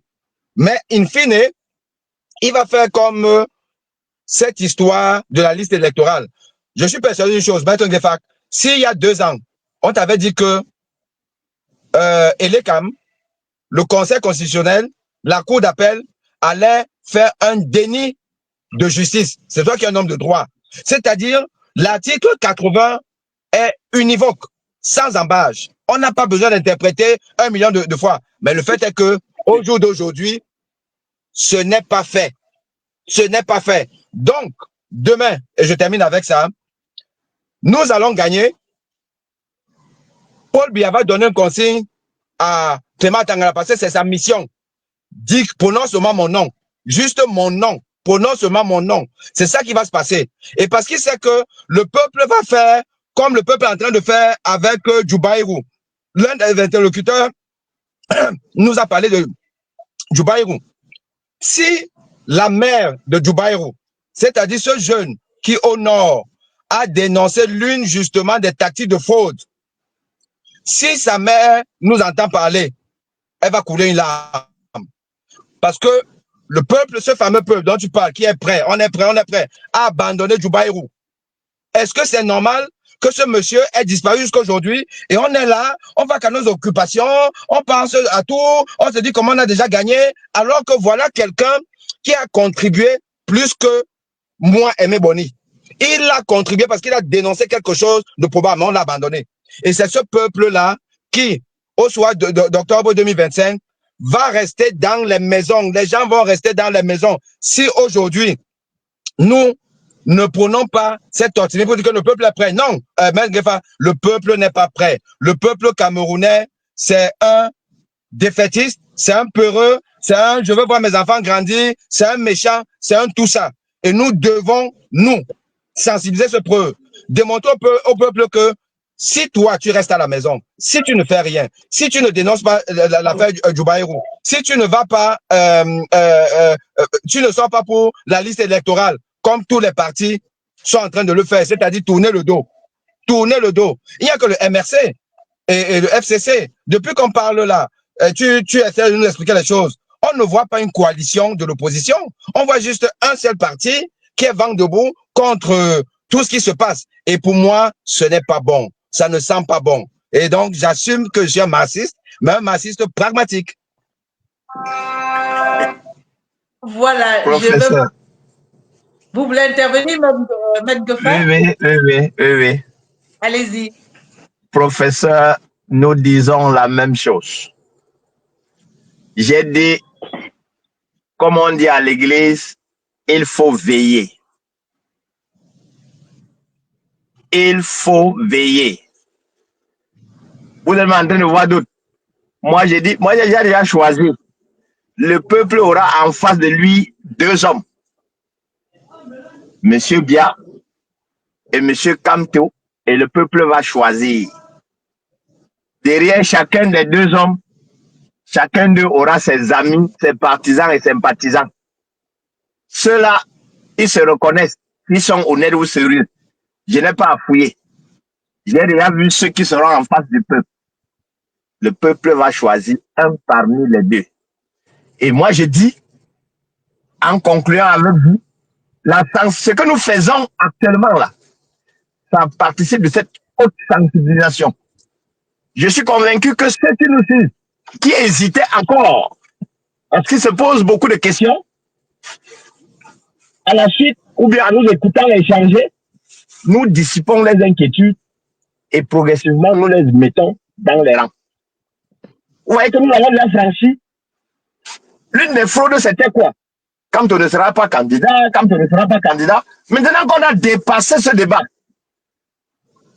quelques sceptiques, que même si nous l'initions, on leur donne à boire toute la journée, ils vont toujours douter. Ils seront toujours avec l'idée de quand on ne sera pas candidat. Mais ceux qui sont déjà convaincus qu'il sera candidat, ils sont déjà passés à autre chose.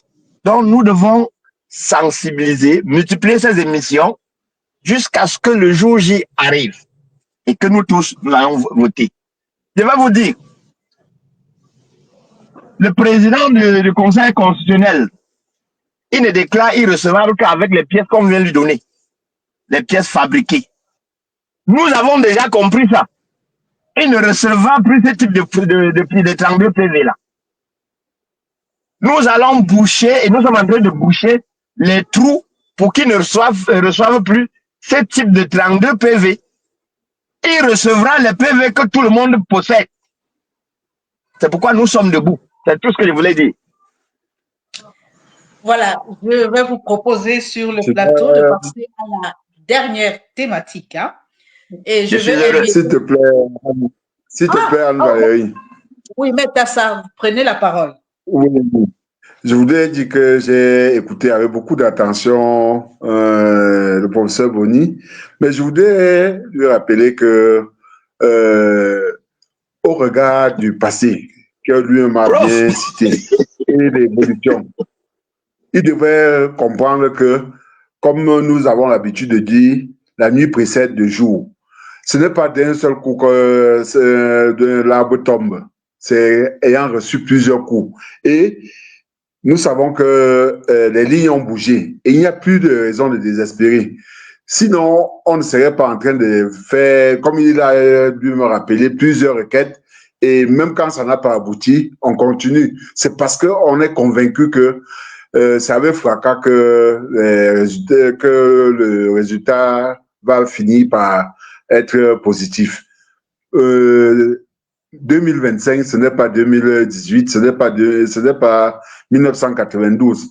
Lui me reconnaît que beaucoup de choses ont quand même bougé depuis lors. Avec le RDPC même qui contribue en continuant avec la malgouvernance.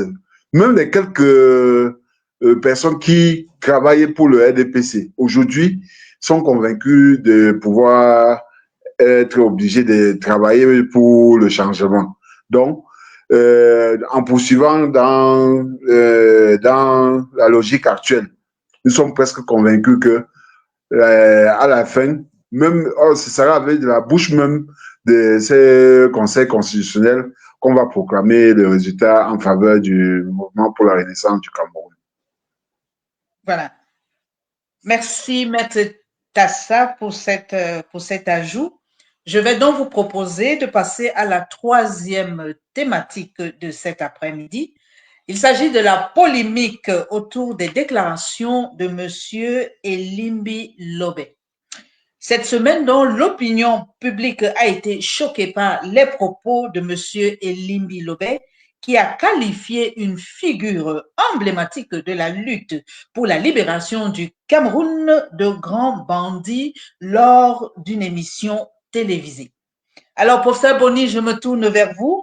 Comment peut-on expliquer une telle prise de position? Pourquoi n'est-il pas inquiété par la justice camerounaise?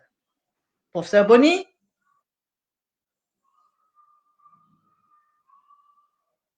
Je crois que on a perdu le professeur Boni.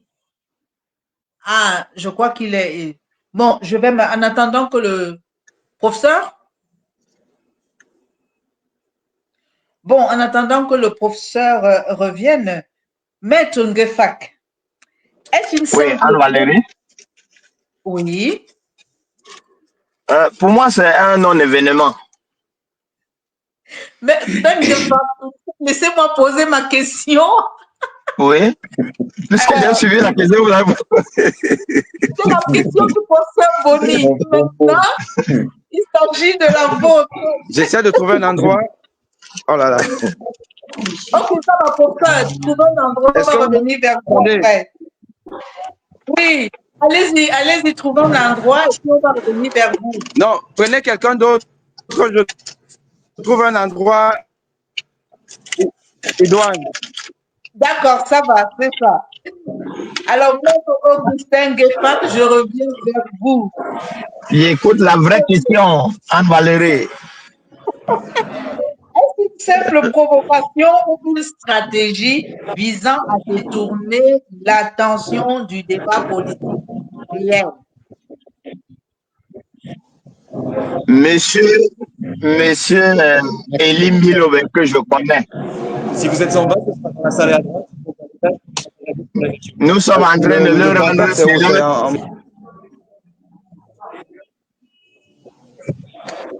Nous sommes en train de le rendre célèbre alors qu'il était dans sa logique de dénigrer une communauté ou bien ses ressortissants. Pour moi, c'est comme ça que je perçois. Maintenant, comme il veut à tout prix se passer pour le spécialiste de la communication du parti État, alors, ça sort de partout de leur côté pour l'aider à trouver du contenu à sa déclaration. Je vais vous dire, je suis retourné dans ma bibliothèque aujourd'hui parce que ça m'a fait revoir un livre que j'ai lu il y a longtemps. Le titre, c'est Napoléon, une imposture. C'est un livre de près de 400 pages. Hein? Parce que quand vous lisez, vous comprenez la différence qui existe entre la révolte et la révolution.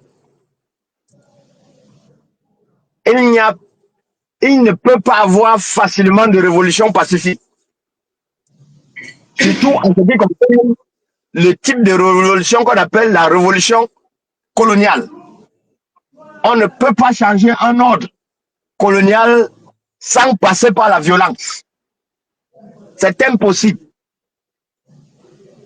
On ne peut pas changer une révolution type coloniale sans passer par la violence. Et la violence, ce n'est pas contre les herbes. La violence, c'est contre un système, c'est contre les hommes qui incarnent ce système. Tout le monde sait ce qui se passe actuellement en Martinique. En souvenir, je vais demander à celui qui ne comprend pas d'écouter le défunt Saint-Éloi, Patrick Saint-Éloi, son titre intitulé Réhabilitation. Quand vous allez interroger l'histoire de réhabilitation, vous comprendrez que un héros, c'est celui-là qui a commis des actes qu'on peut qualifier d'abominables pour sauver une idéologie, pour sauver un peuple. Voilà. C'est tout ce que je peux dire. Voilà, merci pour cette intervention, Maître Ngefak. Alors, Maître Kassa, que pensez-vous de cette sortie de M. Elimbi Lobé? Oui, je crois que il a eu pour son grade. Il a fait cette sortie et même ceux qui le veulent soutenir n'ont pas pu le soutenir cette fois-ci. La seule chose que j'aurais souhaité et que j'attends encore, c'est que la justice puisse au moins l'inquiéter parce que ses propos ne devraient pas passer sans laisser au moins des traces parce que traiter Ernest Ouandjé de bandit alors que c'est un héros, alors que même la nation lui a déjà reconnu sa qualité, ne devrait pas laisser indifférent notre justice. Bon, lorsque je me souviens qu'il y a quelques jours, peut-être un jour, 2 jours avant lui, le préfet de la vallée du Thème nous avait déjà pompé une lettre pour nous dire que tout ce qu'on a entendu n'était rien, ou alors on a juste, c'est plutôt les réseaux sociaux qui ont démontré des choses qui n'existaient pas. Je veux croire que la justice c'était parce que certainement, on nous dira même que Elimbi Lobé n'a pratiquement rien dit, parce que c'est curieux et surprenant que il ait fait cette sortie et que ça laisse indifférent notre justice. C'est vrai, nous sommes heureux que les uns et les autres, que ce soit les enfants de Omniobé, les compagnons de lutte de ces héros, sont sortis pour lui dire qu'il avait franchi le Rubicon. Parce qu'il est un habitué des faits. Mengefak l'a cité dans ce qu'il a l'habitude de faire.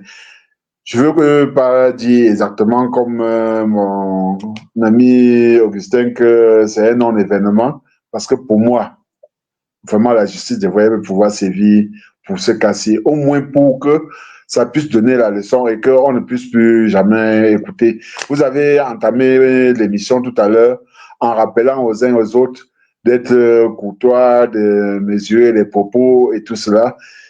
Et je crois que si vous invitez pareille personne ici, que même si vous avez pris ces dispositions, ils vont finir par déraper. Et comme il est habitué de faire, je me disais, et j'insiste pour dire, la justice devrait faire quelque chose. D'accord. Et pensez-vous, Maître Tassa, pensez-vous que cette nouvelle manifestation, cette sortie, est-ce que c'est pas une nouvelle manifestation du tribalisme dans le débat politique camerounais actuellement? Pour ce qui est d'Elimbi Lobé, tout le monde sait, c'est sa façon à lui de s'exprimer. Je crois qu'il a juste franchi le Rubicon. Il est un habitué des faits. Et c'est, comme on dit souvent ici au pays, c'est un haineux. Ça, il ne faut même pas passer par 4 chemins pour l'affirmer. D'accord, c'est un haineux. Alors, Monsieur Clovis, pourquoi ces controverses, elles émergent-elles systématiquement à cette période électorale? Pourquoi précisément ici, de telle Oui, sorte? comme l'a si bien dit Maître Augustin Gueffac, cette sortie de Elie Melobet devrait être un non-événement. Un non-événement parce que il enfonce là une porte déjà grandement ouverte par certaines élites de la classe politique camerounaise. Quand je dis ça, c'est parce que ce n'est pas la première fois que sur les chaînes de télévision, les gens viennent, n'est-ce pas, faire la promotion du tribalisme au sens négatif du terme. Parce que le tribalisme en lui-même n'est pas un terme méchant. Le tribalisme, c'est simplement une sorte de reconnaissance de soi, s'agissant d'un groupe. C'est ce sentiment d'appartenance à une identité culturelle ou sociale. Ça ne devrait logiquement pas faire de problème. Mais ça commence à faire problème au Cameroun lorsque ceux qui veulent par tous les moyens garder le pouvoir l'utilisent dans le sens négatif. Et on se sert des hommes comme Elimbi Lobé, qui de plus en plus s'illustre par des propos très, très dangereux vis-à-vis d'une communauté. Une communauté qu'il taxe à longueur de journée comme étant des tribalistes et soutenu en cela par d'autres, qu'on peut appeler des intellectuels, mais qui en réalité sont des personnes qui se comportent comme des attardés sociaux, hein, parce que on ne peut pas, en 2025, alors qu'il y a un décret présidentiel qui a fait de ces personnalités de 1960-1970 des héros, on ne peut pas, en 2025, venir nous dire que Ernest Ouandié est un bandit. Dit que Ernest Ouandié est un bandit, Elie Milobert veut aussi dire que ses prédécesseurs, parce qu'il faut rappeler que Ernest Ouandié n'est que le successeur d'autres héros qui ont été à la tête de l'UPC. Donc Ernest Ouandié a trouvé, ou alors a travaillé ensemble avec d'autres personnalités, d'autres illustres personnalités qui ont combattu pour l'indépendance du Cameroun. Et il n'a que succédé à ces personnalités-là. Et il n'a fait que poursuivre les œuvres qui ont été entreprises par ces héros, notamment Oumniobé, notamment Roland Moumié. Mais dire aujourd'hui que Ernest Ouandié est un bandit, c'est parce qu'il a cette haine de la communauté bamileke qu'il veut exprimer ce qu'il ressent, même pour les autres héros, et qui malheureusement ne peut pas les citer et ne peut pas les comparer à ce qu'il a trouvé comme terme ou comme appellation à attribuer à Ernest Ouandié. Mais il fait là, si on peut faire le parallèle, il est en train de dire que tous ceux qui ont combattu pour l'indépendance au Cameroun et qui ont été tués, qui ont donné de leur vie pour cette indépendance-là, étaient tous des bandits. Mais comme sa haine pour le Bamileke est telle qu'il ne peut plus se cacher, il a quand même trouvé le bouc émissaire. Le bouc émissaire, c'est Ernest Ouandié. Si vous voyez le tollé que ça a créé, que les gens se soient levés de tous les quatre coins du Cameroun pour dénoncer cette sortie, c'est simplement parce qu'il a touché à ce qui paraît être sacré au Cameroun. Nous savons qui est Ernest Ouandié, nous savons qui est Oumniobé, nous savons qui est Roland Moumié et les autres.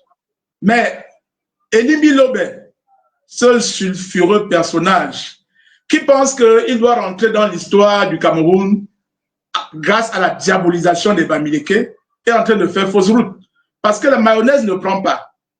La mayonnaise ne prend pas parce que depuis 2018, Elie Lobé, lorsque vous le voyez parcourir les plateaux de télévision, je vais les citer notamment Info TV, Vision 4, B-News, et dans une moindre mesure STV, il parcourt ces chaînes de télévision, on lui laisse le temps de s'exprimer allègrement, de dénigrer une communauté, de dire tout le mal qu'ils pensent de cette communauté-là, sans que jamais ils soient interrompus ou même interpellés par ceux qui sont censés appliquer la loi, parce que je crois qu'il y a un code au Cameroun, il y a une...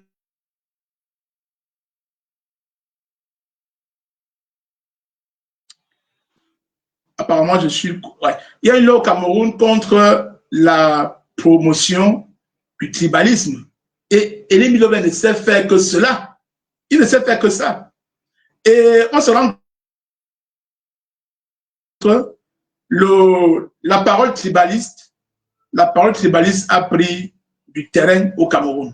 Seulement, le tribalisme, dans le sens négatif que le parti État RDPC veut imposer aux Camerounais, ne passe pas. Ça ne passe pas parce que les Camerounais, dans leur immense majorité, reconnaissent tous qu'ils appartiennent à une seule nation. Reconnaissent tous qu'ils sont un peuple, et un peuple uni, un peuple solidaire. Vous allez vous rendre compte que si on devait s'en tenir à ces élucubrations qui sont racontées tout le temps sur les plateaux de télévision, à ce jour, les peuples seraient en train de se déchirer. Cette confrontation que certains esprits malins veulent créer entre une communauté dite Bamileke et la communauté dite Betty, ça ne prend pas.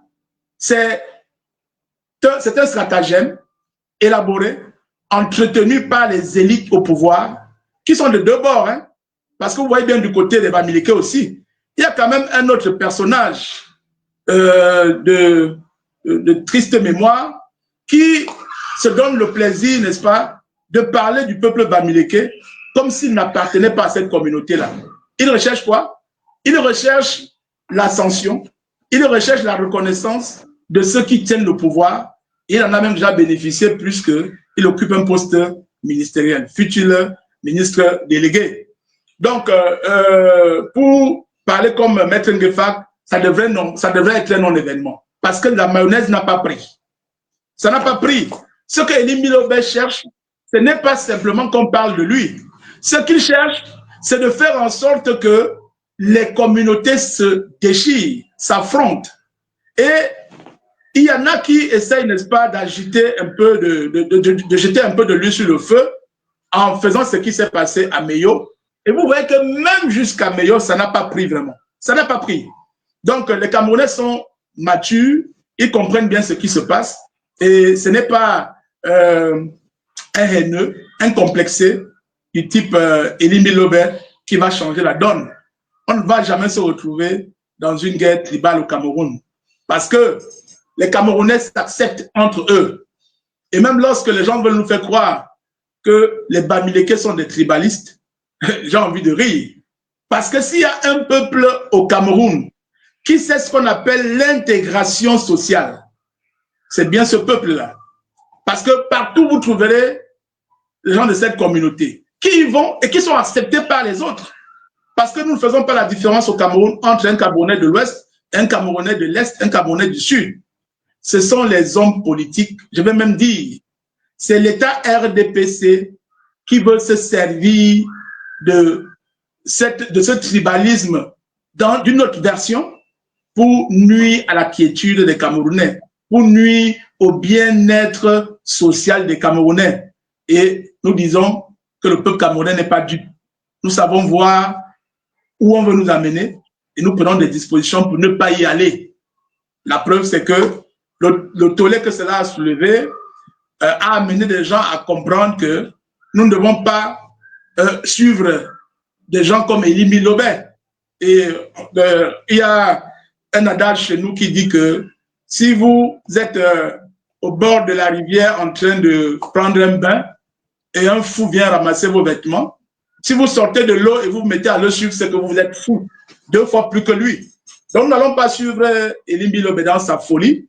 Il cherche là, et je pense qu'il aura, il va gagner le trophée de la poubelle des histoires lugubres, puantes du Cameroun. Pendant que des hommes comme Maître Ngefak, des hommes comme le professeur Boni, des hommes comme Maître Tessa seront hissés au panthéon, n'est-ce pas, de ce que nous pouvons considérer comme les éclaireurs des consciences au Cameroun. Donc, laissons Elie Mbilobé mourir de sa propre mort. Voilà ce que je peux dire sur cette question. Bon, merci à vous, Monsieur Tassa. Professeur Boni, vous êtes revenu. Comme ça, je me permets de vous adresser la question qui vous est destinée en ce qui concerne la polémique de la semaine. Alors, professeur Boni, comment peut-on expliquer une telle prise de position? Pourquoi n'est-il pas inquiété par la justice? Parlant de la sortie de M. Elie Mbilobé. Alors, déjà, vous savez, je vous aime tellement que c'est chez vous que je fais souvent des scoops. Et je vous ferai un scoop concernant M. Elie Mbilobé. Le hasard a voulu que, à la faveur de ma réflexion sur la dynamique que l'opposition devrait avoir pour le changement de régime au Cameroun, j'ai contacté M. Elie Mbilobé par le biais d'une collègue qui m'a donné son numéro de téléphone. Je lui ai adressé un petit message pour lui dire que j'aimerais qu'on se parle. Je me suis présenté. Il m'a répondu 24 heures après en me rappelant qu'il est hors de réseau, peut-être en déplacement, et que il me revient lundi, parce qu'on était, je pense, que samedi. Et lundi, quand M. Elie Mbilobé est revenu vers moi, ce n'était pas du style, bon, prof, je suis là, alors il s'agit de quoi, ainsi de suite là. En fait, il m'a envoyé trois voices des audios d'une dame qui,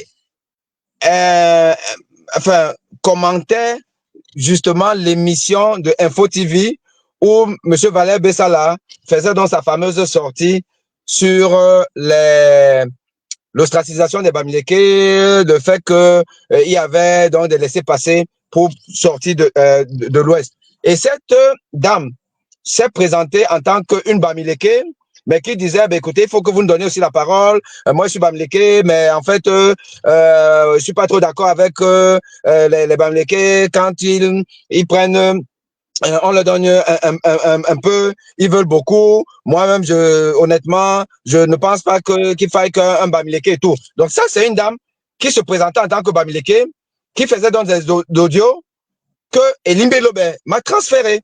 C'est-à-dire que M. Elie Mbilobé, je n'avais pas encore discuté avec lui. Il ne sait même pas de quoi je voulais discuter avec lui. En toute réponse à mon invite à ce qu'on discute, il m'envoie une audio d'une dame qui se présente comme étant une Bamileke et qui est contre les Bamileke. C'est vous dire, et j'ai envie de vous dire que ma fameuse démarche de la Troisième République et puis les acteurs que j'ai pris, je vous avoue qu'à un moment donné, j'ai pensé à lui pour faire le pari que si ce monsieur, dans notre discussion, j'arrive à le convaincre de ce que ça ne sert à rien de se détester. Et que d'ailleurs, si vous êtes capable d'être tous les dimanches sur un même plateau que Mathias Onangini, ben, je ne vois pas en quoi vous ne pouvez pas cheminer avec M. Maurice Kamto. C'était un peu ça mon propos. Mais je pense qu'il a compris et pour couper court à toute initiative de ma part, il m'a donc envoyé ses audios. C'est un tribaliste violent qui n'a pas sa place dans le concert de la société que nous voulons construire. Et donc, Elie Mbilobé ne peut pas avoir un avis objectif sur des personnes qui appartiennent à une aire sociologique qui déteste foncièrement. Ernest Ouandjé, moi je le comparerais par exemple à Nelson Mandela. Je ne vous ai pas suivi tout à l'heure, je ne sais pas si quelqu'un a fait un parallèle avec ça, mais Ernest Ouandjé, quand on regarde son parcours, il est exactement dans la lignée de l'ANC de Nelson Mandela. Nelson Mandela, n'oublions pas que il a été pacifique, il est devenu plutôt guerrier, on va dire ça. Il a fait la prison, il est sorti de la prison et il est devenu encore pacifique. Au gré de l'évolution des enjeux, des forces en présence, du rapport de force, un être humain peut changer de braquet. Et donc, si même Ernest Ouandjé aurait commis quelques exactions, déjà, c'est difficile de le certifier. Il n'est plus là pour s'expliquer. Mais l'histoire dit quand même que c'est quelqu'un qui a été traqué, c'est quelqu'un qui, à un moment donné, s'est retrouvé dans une situation de clandestinité, donc exactement comme l'ANC a été clandestine. Donc, juger ce monsieur de bandit, c'est simplement faire une insulte à l'histoire des luttes des peuples pour la liberté.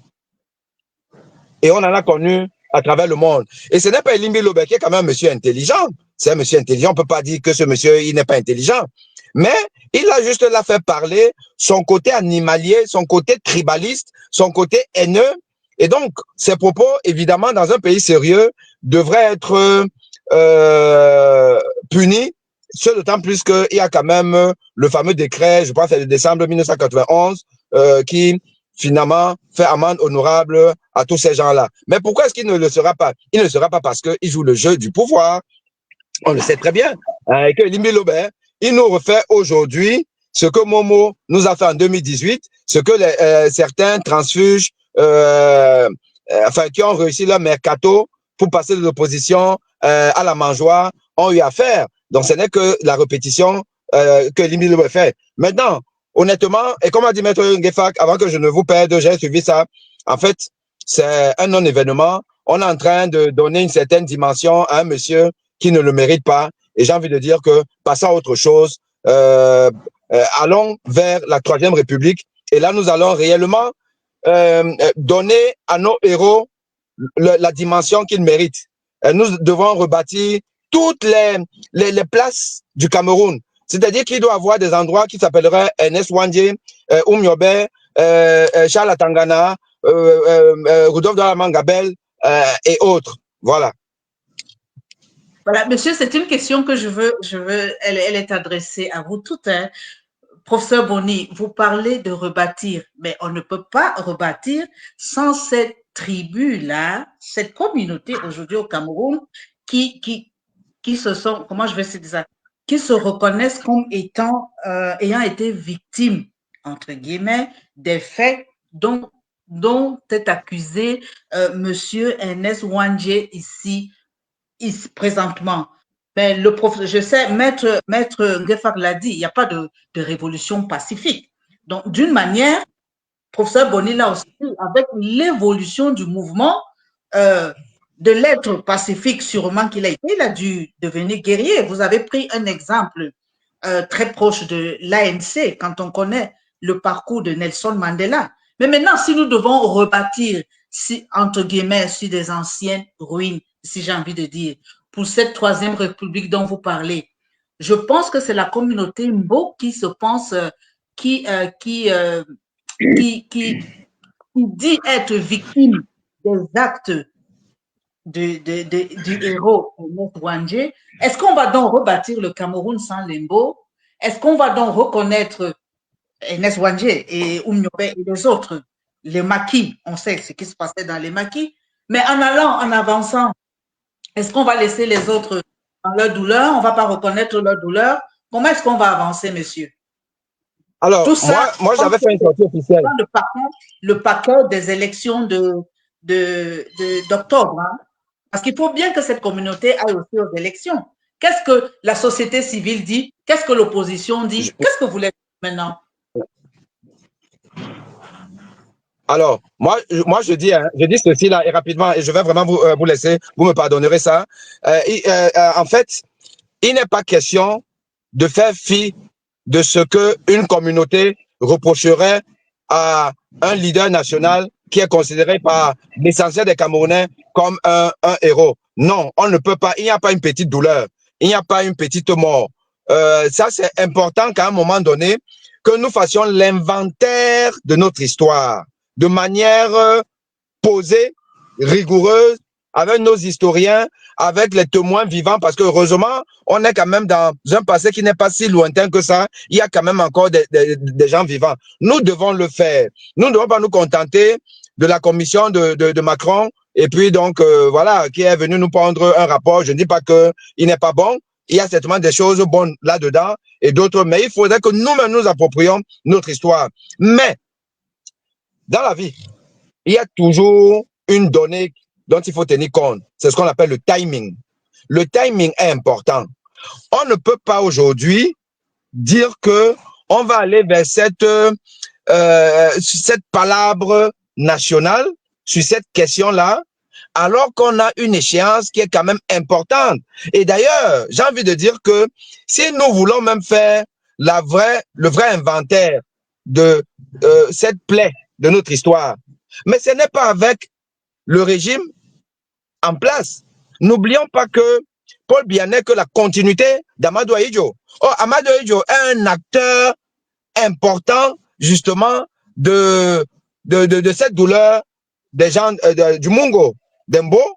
Parce que quoi qu'on dise, entre ce qui était même des bras, comment je vais exprimer ça là, des gens qui étaient envoyés ou entretenus par Ahidjo et puis les Français pour faire croire que c'est Ernest Wandje et son camp. Il y a tellement de choses, comme le Nozo aujourd'hui. Vous savez que dans le Nozo, on dit quand même que dans le Nozo, il y a des pontes du régime qui entretiennent le Nozo. Je suis sûr que à cette époque, c'est parce que la guerre est une économie, l'économie de la guerre. Et là-dedans, vous avez beaucoup de partis qui s'entremêlent et puis il y a une propagande qui fait que je fais semblant, enfin, je fais un truc, mais je vais faire en sorte que la population va croire que c'est le cas adverse, alors que ce n'est pas le cas. Ce n'est donc pas je vais dire, le successeur d'Amadou Ahidjo qui peut régler la question. C'est justement la Troisième République qui devrait se pencher sur cette question-là avec des acteurs neutres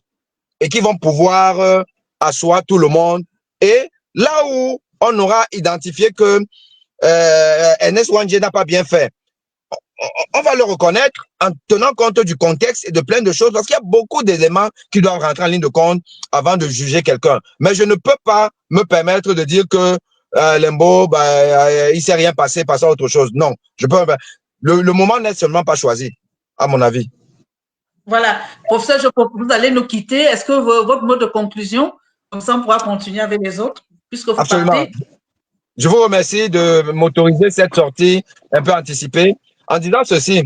Moi, je veux bien croire. Je suis un optimiste pragmatique qui sait que ça n'a jamais été facile. Et je ne peux pas insulter nos prédécesseurs qui se sont battus depuis les années 90 à vouloir passer à autre chose et envoyer Paul Biya à la retraite. Ils n'ont pas réussi. Et pas faute d'avoir essayé.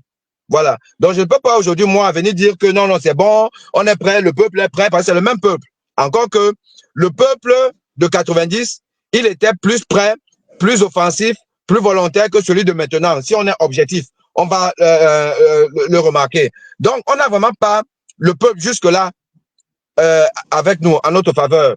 On a une machine administrative mise en place par Paul Biya qui s'est consolidée au fur et à mesure que le temps passait. On a une opposition qui est plus divisée aujourd'hui qu'en 90-92. Une opposition qui est antipatriotique.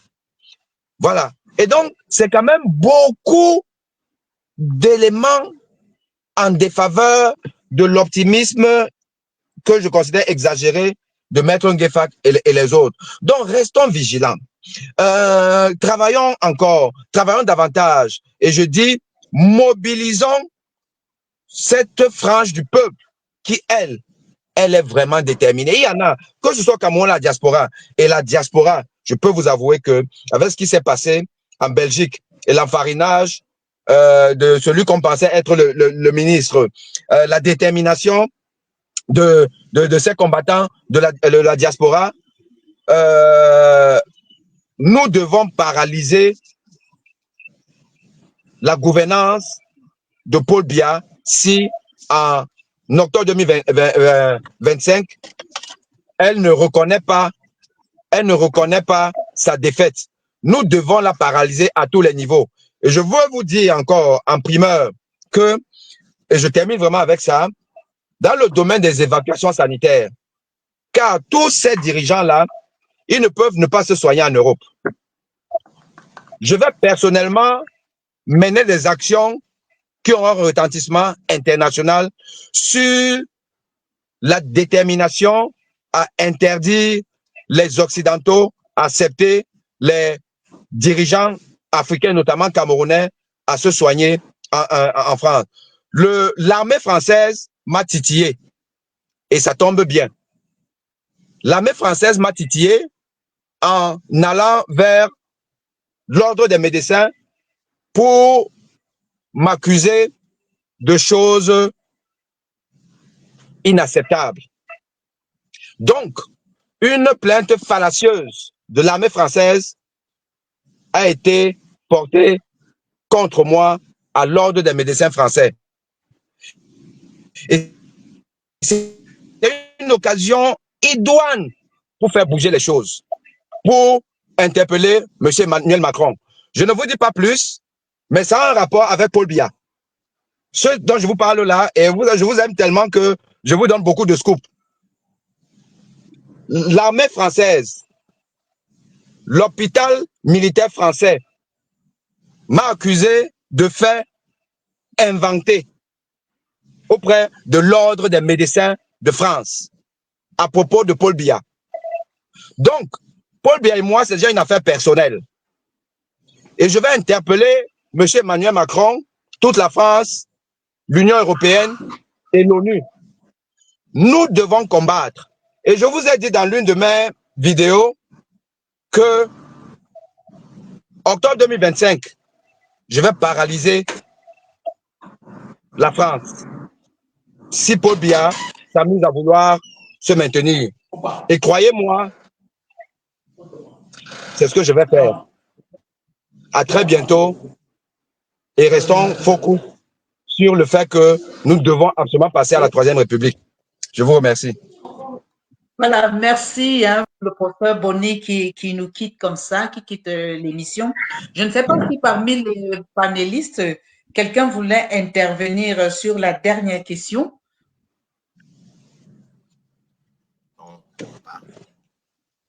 Rappelle la dernière question. En fait, il s'agissait de la communauté Mbo qui se plaint d'avoir subi des exactions de la part du héros Moumié. Alors, la question était de savoir, est-ce qu'on peut avancer sans tenir compte de la douleur de cette communauté, sans tenir compte de cette revendication qu'elle met devant? Si je peux dire un mot là-dessus, je vais dire, il faut mettre tout dans le contexte. On ne peut pas, au jour d'aujourd'hui, après avoir déjà tourné la page et décréter que c'est des héros, vouloir tourner le couteau dans la plaie. En Afrique du Sud, lorsque l'ANC a fait le combat, commencé, et il y avait un côté politique, un côté militaire, lorsque ils arrivent, on parle de vérité et réconciliation. Après ça, je reviens pas pour chercher qu'est-ce qui s'est passé ou quoi que ce soit. Au Cameroun, c'est pas aujourd'hui qu'on est en train de, on devrait s'attarder dès lors que on a déjà décrété ces personnes comme des héros en considérant que le contexte de l'époque a mis aux prises certainement ce qui était une armée, une rébellion, je veux dire, et un gouvernement, parce que je ne pense pas que le travail, en tout cas ce qui s'est passé, était du tribalisme, c'est-à-dire que était un combat contre une tribu. Cette armée s'est retrouvée dans une région particulière à un moment particulier. Donc, je ne pense pas que on devrait s'attarder davantage pour pouvoir absolument chercher à voir s'il y a des points à revenir dessus. D'accord. Voilà, cher monsieur, nous arrivons, chers panélistes, nous arrivons comme ça à la fin de cette émission. Et donc, je vais donc vous demander à tout un chacun de conclure, d'avoir un mot de conclusion. Je vais commencer par Maître Ngefak. Votre mot de conclusion? Anne-Valérie, je vais conclure en posant un seul problème. La communauté Mbo, laquelle communauté? Elle s'est plainte quand et où? Quelle est la suite de la plainte? Bon, si c'est un individu tel que j'ai suivi aujourd'hui qui lisait les actes de Marine Bida de 1972, je crois que c'est un égaré, puisqu'on va lui demander, la communauté Mbo a été envahie par les Gorzonians et autres, a été traumatisée par tout cela. Qu'est-ce que lui, il en dit par rapport à Ernest Wandje qui fait problème? Voilà. Pour le reste, j'ai aimé l'émission. J'invite seulement les Camerounais, chacun, à faire ce qu'il doit faire, chercher sa carte d'électeur, être en bonne santé le jour des élections, aller voter, surveiller jusqu'à la publication de son résultat et lui-même mettre son propre résultat dans les réseaux sociaux. Le reste, il attend, c'est tout. Un bonsoir particulier à tous les copanélistes. Et merci à vous et à bientôt. À très bientôt, maître. Alors, monsieur Clovis, votre mot de conclusion? Oui, merci Anne-Valérie. Mon mot de conclusion, je vais aller un peu dans le même sens que Maître Ngefak, s'agissant de cette prétendue plainte de la communauté Mbo. Moi, je suis né à Loum, j'y ai passé une quinzaine d'années de ma vie. Jamais je n'ai entendu qu'il y a eu une bagarre, une guerre entre les communautés de ce côté-là. Il faut rappeler que tout le Mungo est fait des personnes issues de différentes ethnies. C'est vrai qu'il y a des autochtones là-bas, mais de mémoire de natifs du Mungo, il ne me souvient pas qu'il y ait eu une quelconque bagarre. Même l'histoire ne nous la raconte pas, parce que nos parents y ont vécu et nous aussi nous sommes arrivés, mais jamais je n'ai entendu dire que les Bamileke ou les autres là se sont battus avec les peuples autochtones du Mungo. Voilà, donc ce sont des histoires à la veille d'une échéance électorale capitale, comme l'élection présidentielle.